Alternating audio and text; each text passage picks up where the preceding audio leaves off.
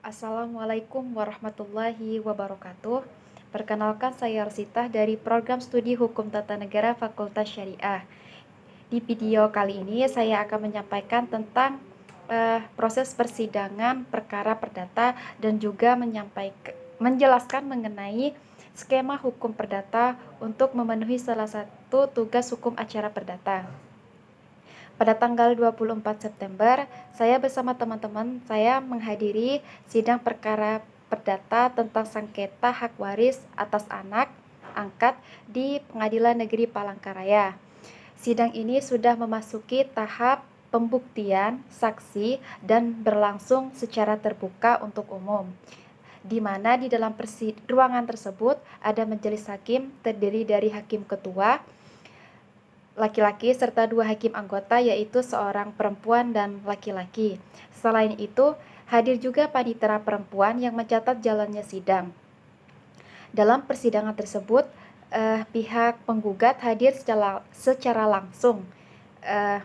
Selanjutnya, sedangkan pihak tergugat diwakili oleh 4 orang kuasa hukum. Pada tahap pembuktian, 2 orang saksi dari pihak tergugat tuh dihadirkan. Nah, kedua saksi tersebut merupakan pasangan suami istri. Nah, sebelum saksi disumpah, pihak tergugat sempat menyampaikan keberatan karena merasa bahwa saksi suami istri itu mungkin tidak objektif.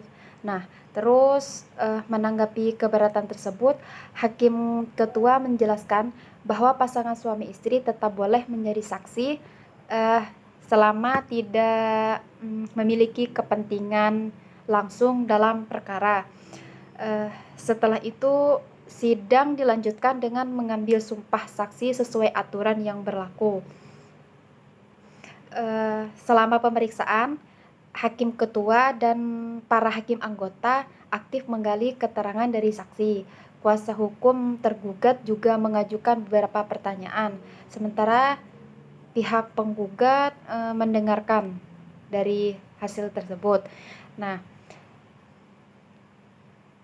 selanjutnya tuh di sini saya akan menjelaskan tahap proses persidangan perkara perdata.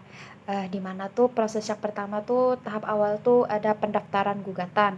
Nah, jadi pada tahap ini nih di mana pihak yang merasa dirugikan atau penggugat mengajukan gugatannya secara resmi ke pengadilan. Gugatan ini harus memenuhi syarat formil dan material sesuai dengan ketentuan hukum acara yang berlaku. Setelah itu tuh pemanggilan para pihak. Setelah gugatan diterima dan didaftarkan, pengadilan akan memanggil kedua belah pihak, penggugat dan tergugat, untuk hadir dalam sidang pertama. Pemanggilan dilakukan secara resmi oleh jurusita pengadilan. Selanjutnya tuh sidang pertama. Sidang pertama biasanya berisi pemeriksaan awal, yaitu memastikan kehadiran para pihak, memeriksa kelengkapan gugatan, serta memberikan kesempatan kepada tergugat untuk menanggapi gugatan. Terus selanjutnya tuh mediasi. Nah, sebelum masuk ke pokok perkara, hakim akan menawarkan mediasi sebagai upaya menyelesaikan sengketa secara damai. Jika mediasi berhasil, perkara selesai tanpa melanjutkan ke sidang berikutnya.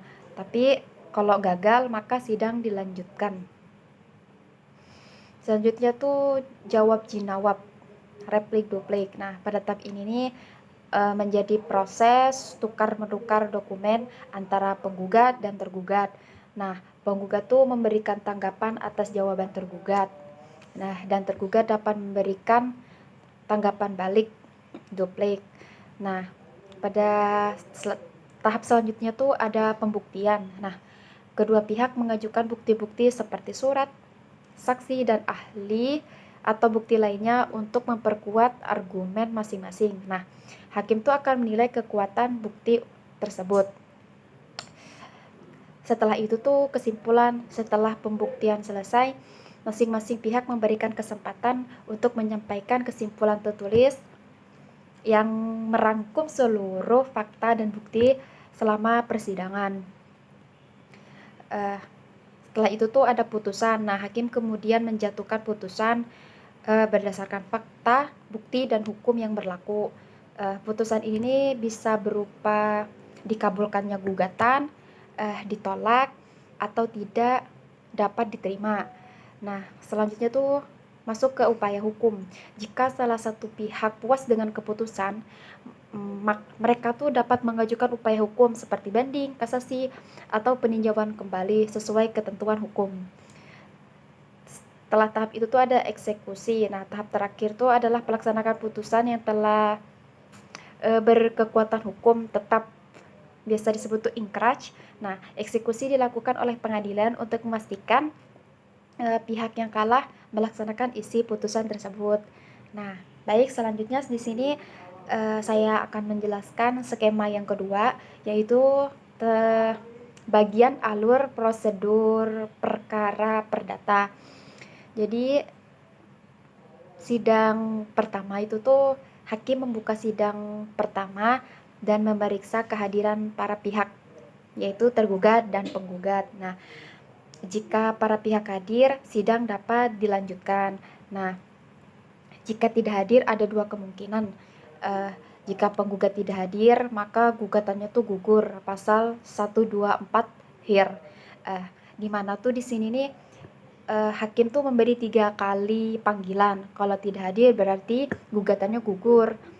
Nah, karena hakim tuh menganggap ini nih main-main. Nah, terus selanjutnya tuh kalau tergugatnya tidak hadir, maka dapat dilakukan putusan terstek. Nah, terus jika ketidakhadiran para pihak, jika penggugat tidak hadir padahal sudah dipanggil secara patut, maka gugatannya tuh gugur dan ia boleh mengajukan gugatan baru. Nah, jika tergugat tidak hadir padahal telah dipanggil secara patut, maka hakim memeriksa gugatan secara first take. Nah, selanjutnya pemeriksaan first take. Nah, hakim tuh memberi gugatan dengan 3 kemungkinan hasil. Yang pertama tuh syarat formil tidak terpenuhi, di mana gugatan tidak dapat terima. Terus syarat formil terpenuhi tapi tidak beralasan hukum. Nah, jadi gugatannya tuh ditolak. Atau selanjutnya syarat formil terpenuhi dan beralasan hukum. Gugatannya tuh dilakukan secara seluruh atau sebagian. Pasal 125 HIR. Nah, selanjutnya itu jika para pihak hadir,